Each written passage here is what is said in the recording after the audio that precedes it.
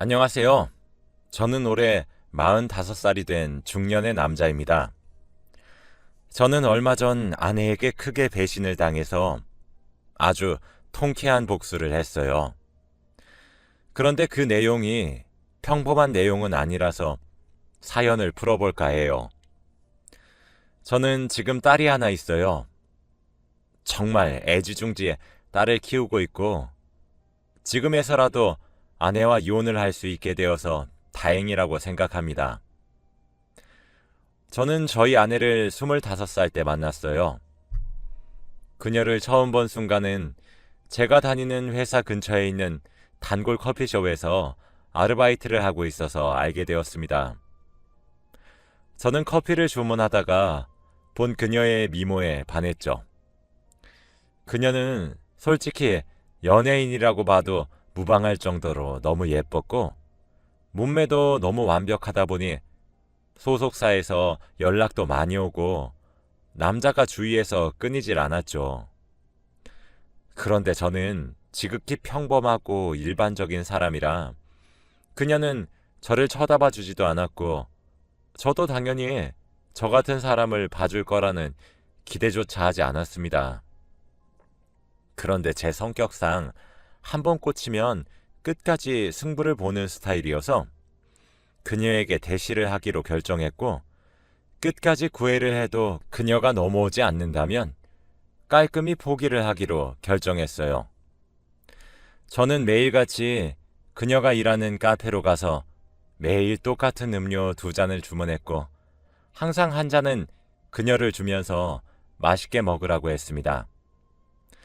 처음에 그녀는 괜찮다고 거부했지만 계속되는 저의 구애에 조금 흔들리는 것 같았죠. 저는 바쁘거나 급한 일이 있으면 하루 정도 카페에 가지 못했어요.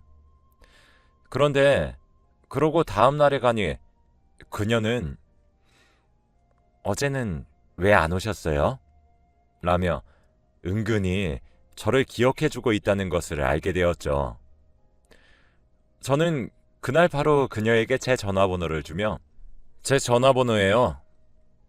어제 못 사드린 커피를 사주고 싶어서 커피 먹고 싶을 때 연락하세요. 라며 쪽지를 남기고 회사로 돌아갔죠. 그리고 그날 저녁 그녀는 제게 연락이 왔고 저희는 다음날 주말이기도 해서 같이 만나서 식사를 하기로 약속했답니다. 너무 꿈만 같고 아름다운 그녀가 저와 식사를 해준다는 사실 하나로도 너무 행복했어요. 전 그때부터 뭘 입고 갈지 하루 종일 고민을 하고 데이트 코스도 열심히 짜서 약속 장소로 향했죠. 먼저 가서 기다리는데 멀리서 본 그녀는 너무 아름다웠고 그런 사람과 데이트를 할 수 있는 게 영광이었죠. 당연히 그날 데이트 비용은 제가 다 냈고 그녀를 집까지 데려다 주었습니다. 그렇게 저는 그녀와 자주 전화도 하고 만나다 보니 연애를 하기 시작했지만 주위에서는 그녀가 너무 예쁘다 보니 다가오는 남자들이 너무나도 많았어요. 다들 그녀의 미모로 왜 저 같은 사람을 사귀는지 이해가 되지 않았는지 틈만 나면 그녀에게 연락도 하고 만나자고 했죠. 가끔씩은 저랑 그녀가 손을 잡고 길거리를 걷고 있어도 주위에서 남자들이 와서 연락처를 물어보고 가기도 했습니다. 누가 봐도 연인 사이처럼 보이는데. 처음에는 제 여자친구를 뺏길까봐 노심초사했죠. 그런데 그녀는 제가 걱정하는 것을 알고 어딘가에 놀러 가면 사진을 찍어서 보내주었고 친구들을 만나면 친구들과 함께 있는 사진도 찍어서 보내줘서 저는 여자친구를 항상 믿고 있었죠. 그렇게 저는 여자친구와 3년이나 연애를 하게 되었고 끝내 결혼을 하게 되었답니다. 다들 저보고 장가 잘 갔다고 신부의 미모를 보고 놀랐죠. 제 친구들도 전생에 나라를 구했냐며 아내 얼굴 보면 밥 안 먹어도 배 부르겠다고 하면서 저를 마구 놀려댔어요. 저는 너무 예쁜 아내와 결혼을 하니 아내를 닮은 아기가 너무 가지고 싶어 아내에게 물으니 아내도 좋다고 했습니다. 그래서 결혼 후 속전속결로 아기를 임신하고 저는 아내가 임신을 하고 정성스럽게 챙겨주며 남편 노릇을 열심히 했죠. 그렇게 저희 딸 채연이가 세상에 나오게 되었습니다. 다행히 딸은 제가 아니라 엄마를 닮아서 아직 아기인데도 미모에서 빛이 났습니다. 딸이 어느 정도 크니 아내가 갑자기 딸을 미국으로 유학을 보내고 싶다고 했어요. 저는 그게 무슨 소리냐며 그러면 누가 교육을 시킬 거냐고 했죠. 그런데 아내는 내가 가서 교육시키면 되지. 주기적으로 한국도 들어오고 오빠는 회사 때문에 같이 못 가지? 라고 하더라고요. 아내는 딸의 공부를 위해서 외국으로 유학을 보내는 게 좋다고 했고 저는 회사를 옮길 수 없기 때문에 혼자서 한국에 남아 딸과 아내의 뒷바라지를 해주기로 했죠. 저는 솔직히 돈도 많이 버는 편이고 아내가 일을 하지 않아도 먹고 사는데 지장은 없었지만 갑자기 유학을 보내고 싶다고 해서 저는 너무 당황스러웠어요. 채연이는 아직 8살밖에 되지 않아서 제가 많이 고민하기 시작하자 아내는 계속 더 크기 전에 얼른 갔다 와야 한다며 고집을 부렸어요. 하지만 연애를 할 때 저를 단 한 번도 실망을 시킨 적이 없는 아내라 그녀의 말을 믿기로 했습니다. 그렇게 출국하는 날 펑펑 우는 딸과 아내를 보내고 저는 집으로 돌아오니 너무 공허하고 외로웠죠. 저는 매달 월급의 대부분을 미국으로 보내서 딸이 공부하는 것을 뒷바라지해주는 기러기 아빠가 된 것이죠. 처음에는 너무 외롭고 힘들고 당장이라도 미국으로 가서 딸과 아내를 보고 싶었지만 그럴 여유도 없었고 미국과 한국의 시차는 너무 많이 나서 연락도 잘 안 되더군요. 그래도 딸과 아내는 자주 영상통화를 했고 전화도 많이 해주었습니다. 저는 아내와 딸이 있을 때 못했던 게임도 마음껏 했고 친구들을 저희 집에 불러다 같이 술도 마시면서 놀았습니다. 그런데 유학길에 오른 지 몇 년이 지나도 한국에 들어온다는 말이 없고 조금만 있다가 가겠다며 계속 미루더군요. 그렇게 미루다 6년이나 지났어요. 저는 6년 동안 제 딸이 어떻게 크고 있는지 사진으로만 볼 수 있었던 거죠.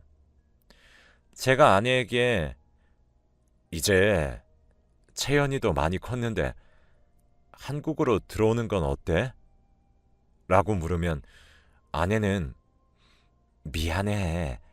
딱 1년만 더 있다가 갈게. 채연이가 여기서 너무 잘 적응해서 조금만 더 공부하고 한국으로 돌아갈게. 사랑해, 여보. 라고 하곤 했죠. 저는 주말보다 평일이 더 좋았어요. 남들은 쉴 수 있는 주말이 더 좋다고 하지만 저는 쉬고 있으면 아내와 딸이 너무 보고 싶어서 힘들었기 때문이죠. 차라리 일에 치여 사는 평일에는 오로지 일만 생각하면 되니까 평일이 좀 더 낫더라고요.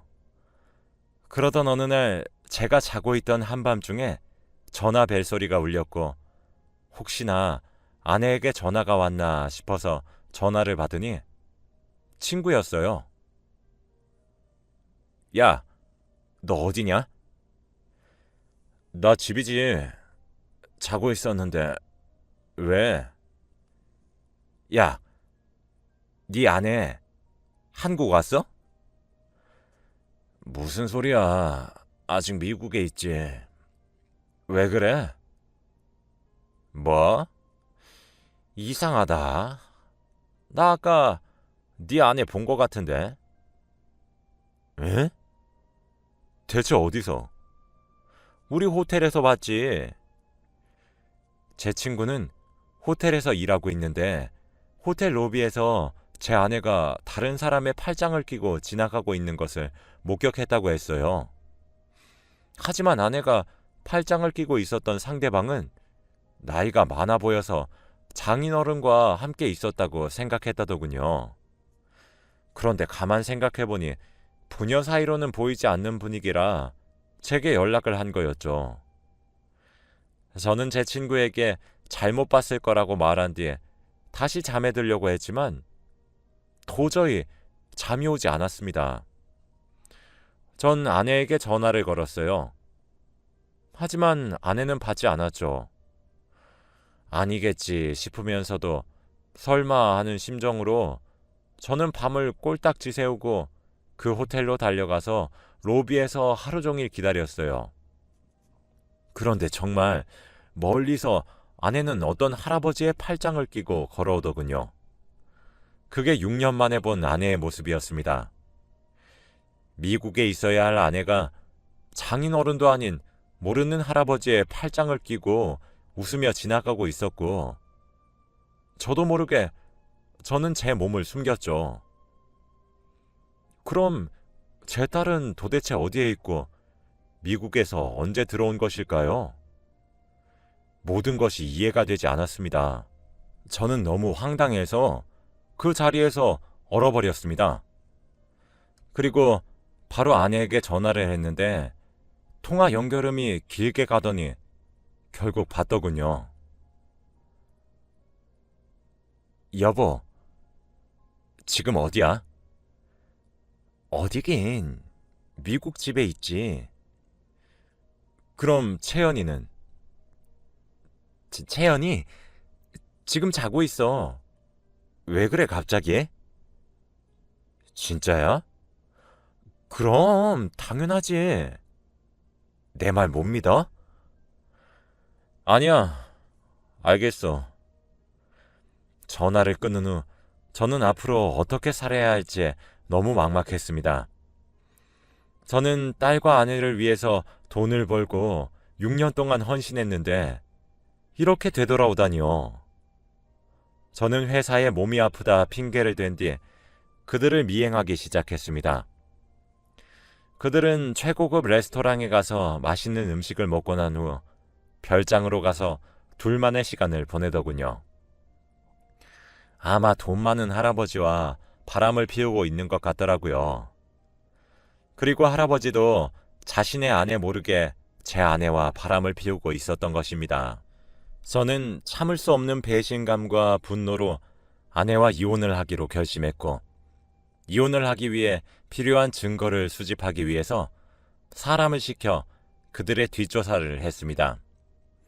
조사를 했더니 아내는 예쁜 미모로 돈 많은 할아버지를 꼬셔서 명품 가방과 옷들을 잔뜩 샀고, 할아버지는 저희 아내를 여자친구로 주위 사람들한테 소개하고 다니면서 지내고 있었더군요. 그들은 매주 주말만 되면 별장으로 가서 둘만의 시간을 보냈고, 평일에는 같이 골프도 치러 다니기도 했습니다. 저는 증거도 어느 정도 다 모았고, 이제 아내에게 제대로 복수를 해주기 위해 아내를 만나 당당히 이혼 서류를 내밀려고 했어요. 그런데 아내는 제 연락도 잘 받지 않아서 도저히 만날 수가 없더군요. 저는 왠지 아내와 딸에게 돈을 보내지 않으면 아내가 연락이 올 것 같아서 돈을 보내지 않기 시작했어요. 그랬더니 정말로 아내에게 전화가 왔습니다. 여보, 왜 돈 안 보냈어? 내가 너한테 돈을 왜 보내냐? 너 돈 많은 영감탱이랑 잘 먹고 잘 살고 있더만. 여보, 아니, 그게 아니라 언제 안 거야? 뭐? 너 지금 그게 중요해? 도대체 한국에는 언제 들어온 거고? 채연이는 어디서 뭐 하고 있는 거야? 그냥 이혼하자, 우리. 여보, 일단 만나서 얘기해. 제발 부탁이야. 6년 동안 한 번도 만나자는 말 없었으면서 이혼하자니까 만나자고 하냐? 넌 양심도 없냐? 오빠, 나도 다 사정이 있었어. 만나서 얘기해. 응? 저는 증거물을 다 가지고 약속 장소에 갔고 혹시 몰라서 녹음기도 켜서 녹음을 시작했습니다. 아내는 먼저 도착해서 저를 기다리고 있더군요. 여보, 오랜만이야. 몇 년 만에 안색이 좋아 보인다. 왜? 영감탱이가 피부 미용도 해주디? 여보, 화내지 말고 우선 내 얘기 좀 들어봐. 아내는 미국으로 채연이와 함께 떠난 후 정말 열심히 채연이의 교육을 위해서 힘썼다고 합니다. 하지만 채연이는 미국 생활에 잘 적응도 못하고 한국인 차별도 너무 심해서 가출도 밥 먹듯이 했다고 해요. 그런데 아내는 이런 얘기를 저한테 하면 한국에서 혼자 있을 저에게 짐이 되는 것만 같아서 혼자서 끙끙 앓고 있었는데 그때 손을 건넨 사람이 바로 그 할아버지였다고 해요. 자기도 그 사람을 좋아하고 있는 건 아닌데 자기한테 퍼주고 돈도 많아서 끌렸었다고 합니다. 아직 딸이 있다는 사실도 모른다고 해요. 그래서 채연이는 지금 어디 있어? 채연이는 지금 같이 살고 있지. 아내가 집을 잘 들어가지 않으니 채연이가 기특하게도 혼자서 밥도 해먹고 학교도 혼자 가면서 지내고 있다더군요. 채연이는 왜 나한테 연락을 안 해? 아, 그게 사실은 내가 오빠한테 연락하지 말라고 했어. 연락하면 오빠가 싫어할 테니까 하지 말라고.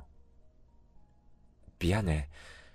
그게 채연이가 당신한테 연락해서 사실을 말할 것 같아서. 그럼 당신이 찾아올 것 아냐. 저는 아내의 말에 화가 치밀어 올랐고 당장이라도 아내의 뺨을 내려치고 싶었지만 그곳엔 보는 눈이 너무 많아서 아무것도 할 수 없었죠. 그래서 이제는 어떻게 할 건데? 나는 너랑 이제 이혼하고 채연이랑 둘이서 살 생각인데 너는 그 할아버지랑 살 거니? 오빠, 제발 이혼만은 안 하면 안 될까? 내가 채연이 없이 어떻게 살아? 응? 내가 얼른 그 사람 정리하고 올게. 제발 부탁할게. 저는 아내의 눈물 섞인 목소리를 들으니 마음이 조금 흔들렸고 결국 아내가 그 사람과 정리를 한다는 말을 믿기로 했습니다. 하지만 몇 주가 지나도 아내는 연락 한 통이 없어서 설마 또 거짓말을 했나 싶은 마음에 또 사람을 시켜 아내의 뒷조사를 했어요. 역시나 그 할아버지와 둘이서 해외로 도망가려는 계획을 세우고 있더군요. 비행기도 당장 내일이었고 채연이는 같이 가지 않는 것 같았습니다. 저는 너무 황당하고 그 사람을 믿은 제 탓을 하며 당장 증거물들을 챙겨서 공항으로 향했습니다. 공항으로 가서 몇 시간 동안 매의 눈으로 아내와 그 사람을 찾았고 결국 그들이 비행기를 타려고 할 때 저는 그들 앞에 다가갔죠. 아내는 저를 보면서 매우 놀랐지만 그 할아버지에게 들키지 않게 하기 위해 모른 척을 하는 것 같았고 할아버지는 제가 누군지 모르는 눈치였어요. 저는 그때 녹음해 두었던 녹음기를 틀고 제 딸의 사진과 발암 증거들을 그들의 얼굴에 던졌습니다. 그 할아버지는 녹음기에 녹음된 아내의 얘기에 자신을 좋아하지 않는다는 말을 듣고 뒷목을 잡고 쓰러졌고, 지나가던 사람들은 사진을 보고 다들 놀라서 아내를 바라보니 아내가 화가 잔뜩 났는지 얼굴이 빨개지며 저를 노려봤죠. 그러더니 갑자기 제 뺨을 때리면서 야, 네가 나한테 뭐 해준 게 있다고 나한테 이래? 응? 얼굴도 못생긴 게. 야, 돈 좀 번다고 해서 결혼해줬더니 이게 고마운 줄도 모르고. 나 같은 여자가 어디서 생기다 만 것 같은 너 같은 남자랑 결혼하겠냐? 주제를 알아야지. 됐고, 이렇게 된 거 채연이는 네가 키워. 난 절대 못 키워. 라고 말했고, 경호원들이 아내를 말렸습니다. 주위에 있던 사람들은 아내가 그 난리를 피우는 것을 영상을 찍기 시작했어요. 아내는 야 이것들아, 내가 무슨 사람인지 알아? 그만 찍어. 너희들 다 고소할 거야. 라고 했고, 결국 경호원에 의해 끌려갔습니다. 저는 아내의 말에 더 화가 나서 야 김미연, 아직 복수는 시작도 안 했어. 라고 한 뒤 유유히 공항을 빠져나왔어요. 저는 경찰서에 가서 딸이 사는 곳으로 찾아갔고 6년 만에 처음으로 딸을 볼 수 있었죠.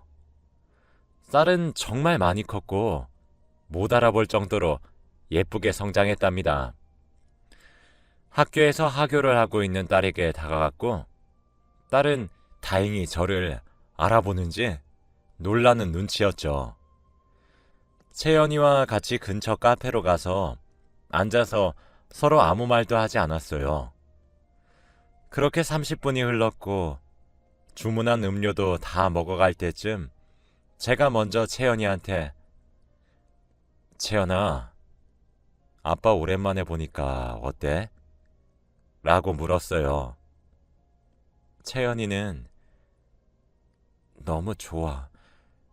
사실 너무 보고 싶었는데 엄마가 계속 안 된다고 해서 혼자서 찾아갈까 싶었는데 아빠가 먼저 나를 찾아와줘서 너무 고마워. 근데 엄마는? 이라고 대답했죠. 저는 입을 꾹 다물었어요. 어디서부터 설명을 해야 할지 모르겠더라고요. 엄마는 아마 이제 못 올 거야. 앞으로는 아빠랑 둘이서 살아야 할 것 같은데 채연이는 어때? 정말로? 엄마는 원래 집에도 잘 안 들어왔고 아빠랑 사는 게 더 재밌을 것 같아. 그리고 나 사실 많이 외로웠거든. 저는 오로지 제 생각만 하면서 아내가 바람이 난 것만 생각했지 채연이를 생각하지 못한 게 너무 죄책감이 들었어요. 채연이는 이 고통 속에서 드디어 벗어날 수 있다고 하면서 채연이는 저를 거부하지 않았고 그렇게 짐을 챙겨서 아빠의 품으로 들어왔답니다. 저는 이제 채연이도 챙겼고 아내한테만 복수를 하면 됐었죠. 저는 변호사를 선임해서 우선 최대한 그 할아버지를 철저히 조사해서 구속을 시킬 수 있는 방법을 마련하려고 했습니다. 그 할아버지 아내분을 찾아가서 아내와 바람을 핀 증거를 보여드리고 결국 이혼을 진행하도록 했죠. 알고 보니 그 할아버지는 소문이 자자한 아주 악질인 인간이었더라고요. 그래서 그 할아버지는 구속이 쉽게 진행되었습니다. 이제 아내에게만 복수하면 되는데 혼자서 곰곰이 생각했죠. 평범하게 이혼을 하고 위자료를 청구하는 건 너무 식상했고 어떻게든 아내가 고통스럽게 벌을 받았으면 좋겠다고 생각했거든요. 그래서 저는 고심 끝에 아내를 입원시키기로 했습니다. 저와 채연이는 정신과 상담도 받으면서 의사들에게서 동의서를 받았고 그때 공항에서 사람들이 찍었던 영상 덕분에 증거가 확보되었죠. 그리고 가족 2인의 동의서만 있으면 되었기 때문에 채연이는 엄마가 병원에서 정신과 치료를 받길 원했고 저도 동의했어서 아내는 정신과에서 입원 치료를 받게 되었습니다. 저는 처갓집에도 다 증거를 보여드리며 이야기를 했고 신기하게도 다들 화를 내면서 아내의 입원을 적극적으로 찬성하더군요. 알고 보니 아내는 망상장애를 앓고 있더군요. 그래서 어차피 정신과 입원을 통해 치료를 진행해야 했답니다. 아내는 자기가 젊은 시절에 너무 예쁘고 인기가 많았던 기억을 떠올리면서 지금도 자기가 위대하다는 망상에 사로잡혀 있어요. 그래서 제가 가끔씩 면회를 하러 와도 아내는 저를 밑사람으로 대우하면서 만만하게 보곤 하죠. 제 딸이 맞고 살았다고 생각하니 억장이 무너졌고 아내를 똑같이 만들어주고 싶은 마음은 굴뚝 같았지만 마음속으로만 생각했죠. 저희 딸은 엄마를 보면 그때 맞은 기억이 떠올라서 보고 싶지 않다고 했기 때문에 딸은 데리고 가지 않았습니다. 그렇게 저는 아내에게 통쾌하게 복수를 하고 지금은 오로지 채연이를 위해서 살고 있습니다. 다른 사람들은 너무 잔인하다고 생각할진 모르겠지만 제게 거짓말을 하고 바람을 피운 것도 모자라 아이에게 상처를 주고 돈에 미친 여자를 도대체 정신병자라고 할 수 없다면 뭐라고 할 수 있을까요? 제 사연은 여기까지입니다.